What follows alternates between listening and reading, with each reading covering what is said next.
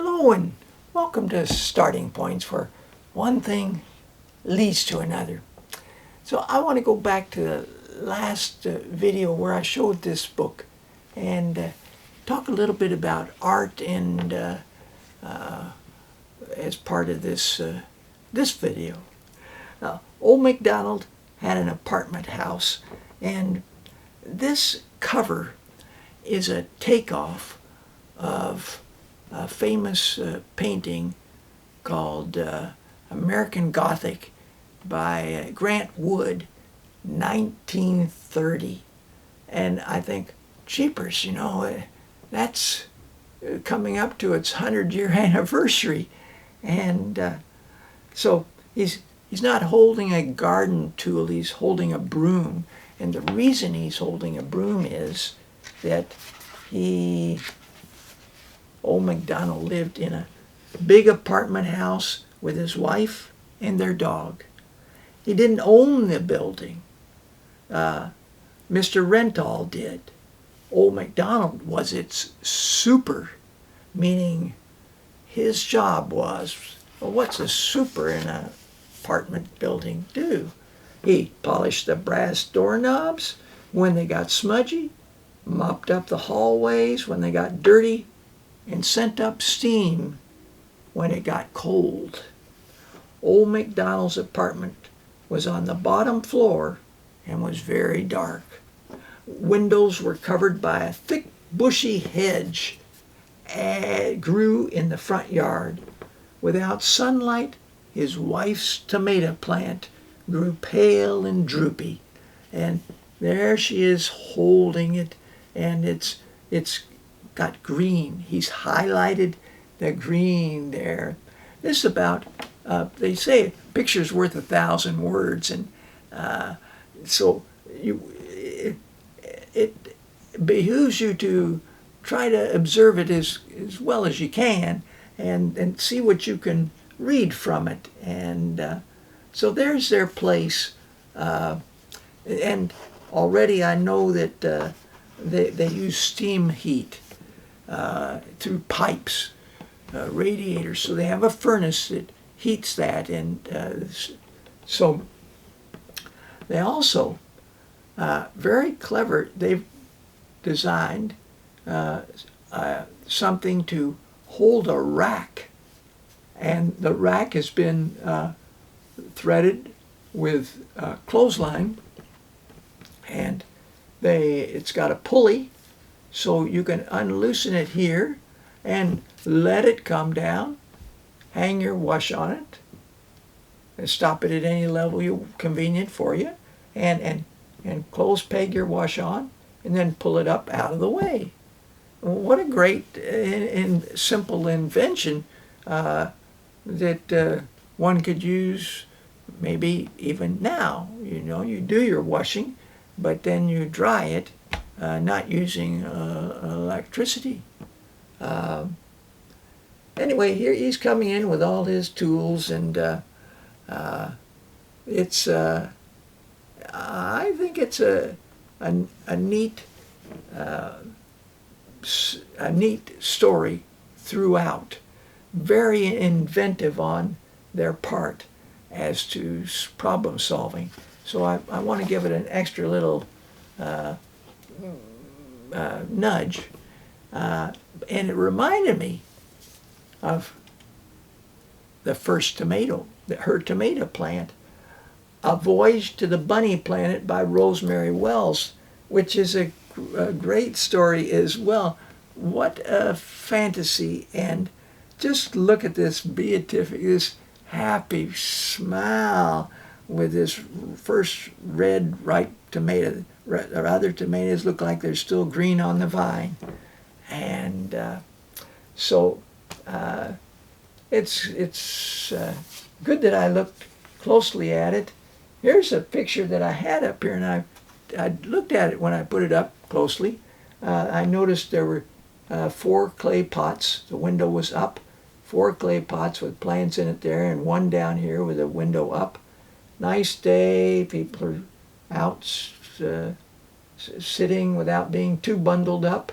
And on the back, Max Liebermann, 1847 to 1935, and this was painted in 1881. It's Recreation in the Amsterdam Orphanage. Oh, now I hadn't thought that that's what it was. I thought maybe it was a school, and the orphanage maybe consists of a school as well as sleeping quarters. Then I put the next picture up, and it's also by Max Liebermann. And then I looked at it and I said, you know what? That looks like the same window frames, and the brick below it, that could be the same building as the one in this picture. And these could be, they look like all girls. These could be the children playing on the grounds, and the trees would be the trees here that would create this dappled light on the, and I said, you know, yeah, I hadn't noticed that before. So now, here's an artist.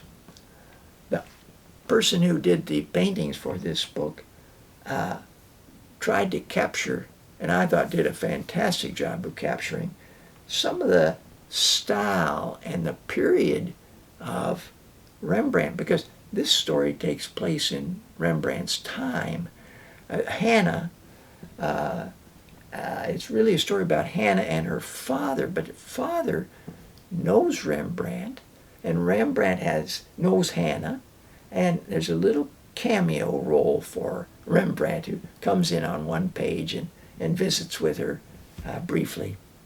So the story is about the tulip mania that happened in Rembrandt's time, 1634 to 1637, 3 years, where all of a sudden tulip bulbs, the price of tulip bulbs went up and up and up. It's like an auction, and people were bidding, and there was a frenzy over it. And then that frenzy collapsed. And the story of the relationship of Hannah and her father, who's dealing in trading tulip bulbs, is the crux of the story, really. Their relationship and how the business of that and the ups and downs of it would sometimes distract him from the wonderful play and times that he had with Hannah. And so it's a deep and moving story. Now, if I had a child who was interested in that story and maybe curious about tulips, I'm sure that you can get a book. This came from a library a book sale. This is just on the tulip, and it opened my eyes. I thought of a few varieties of tulips. I thought maybe more. I knew about the tulip mania, but I had no idea of the variety of tulips that exist. So it's Liz Dobbs, photographs by Clay Perry. And I'm just going to show the book to you a little bit. Some growing tips and how to deal with slugs and squirrels and root rot and things like that, and finding the right place to plant it, winter pot plants, things like that. It's different planting ideas as borders and so forth. And these photographs at the back are looking at it in the garden, and the pages that led up to that were all individual species of tulips. I really had no comprehension of the variety that exists, and having looked at it, I can really imagine why somebody might get caught up in trying to have various uh, varieties of tulips. So I just thought this is a gorgeous book, and well, it gave me a whole new feeling about tulips. Now, in the things that one had to watch out for there, they didn't mention deer, because where I live in Victoria, and all of Victoria, deer have slowly moved down Island and into the city. We don't find them in the city part, but in residential areas where there's trees and grass and things to eat, and bushes, and they love tulips. So, but surprisingly, there are things they don't love. Daffodils. So you have to make an adjustment.